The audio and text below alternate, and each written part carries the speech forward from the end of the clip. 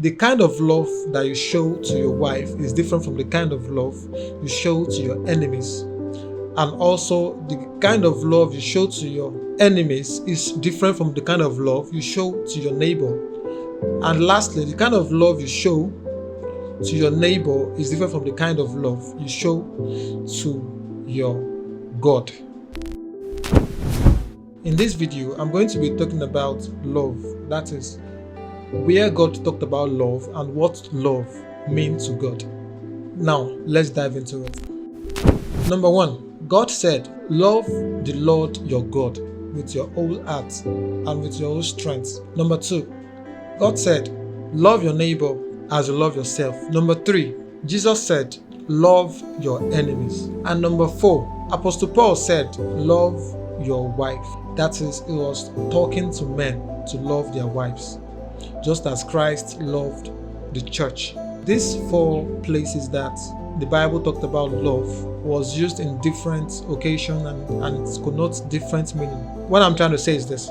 The kind of love that you show to your wife is different from the kind of love you show to your enemies. And also, the kind of love you show to your enemies is different from the kind of love you show to your neighbor.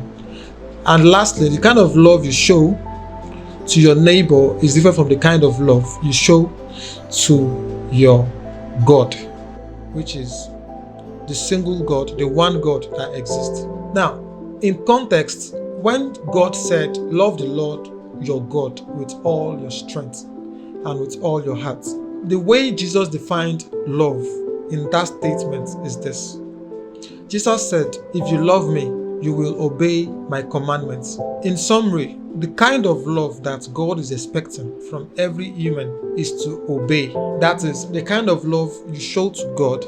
That is, if you really love God, you will obey His commandments. That is, to do exactly what God wants you to do. And if you ask me, in summary, what exactly does God want you to do? It's as simple as this. Based on my own study, what I have noticed is that throughout the entire Torah, God was just trying to say that make life easy for people, make life easy for others. That is one of the reasons why God actually said, love your neighbor as you love yourself. And that brings me to number two, which is to love your neighbor as you love yourself. Jesus made one statement that do unto others what you want them to do to you. That means the way you love your neighbor should be the same way you love yourself. That is, the same thing you will do to yourself is what you should also do to your neighbor. And also, the way you want people to treat you is also the same way you should treat your neighbor. And when Jesus was asked that who is your neighbor, the reply Jesus gave us, anybody that you have the ability or capacity to help is your neighbor. And that brings me to number three, which is love your enemies. Now, that statement actually itself was not invented by Jesus. It was actually invented by God Himself. That is, God actually gave that policy, or let me use the word commands, in the Old Testament. That is in Exodus, when He was actually like talking to the people of Israel. God said, if you see the donkey of someone who hates you falling down under its load, do not leave it there. Be sure you help them with it. If I'm to define that word, love your enemies, as stated by Jesus, what I'm going to define it as is this. The kind of love you show to your enemy is to help them, and most especially in their absence. Most of the time, we humans actually, we tend to do things in front of people. That is just to do things for people around you to see you do something. It is in our DNA, it is our nature, it is normal for humans to behave that way. But what God was actually like saying is this, that even in the absence of the person that actually hates you, if there is one particular thing you can do to help that person that actually hates you, you should do it. And if you ask me, does that make any sense to me that you help someone that actually hates you or someone that doesn't want the best for you? The way I actually see it is this. It is not about your enemy itself, but it's about others that are actually watching you. It's about the people or the next person that actually sees you doing that thing. Why? Because we humans are influential beings, and influence is power. And what influence also means is this. That is, once you start doing something and you keep doing it and doing it, maybe for months or years, it's going to come to a particular time whereby somebody else will start doing that thing also that you're doing, either good or bad. That is the way I actually see that. That is one of the reasons why God just wants us to love our neighbor and also love our enemies. And also, I want to draw your attention to something, that God never told anybody to love their friends. I'm not saying that you should not love your friend.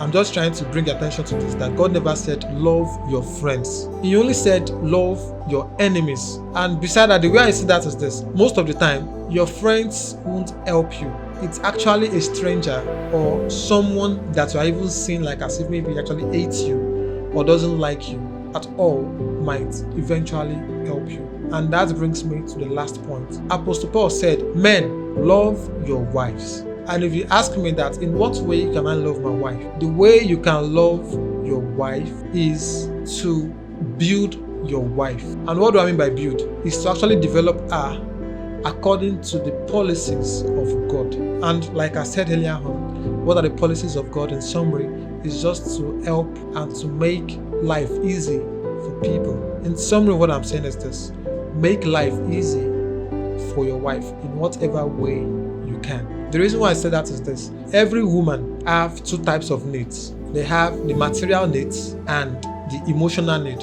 So you need to focus on both needs, not just one of them. And that is the way I see it, that you can actually love your wife. Thank you for watching this video, and I hope to see you in the next one. Bye.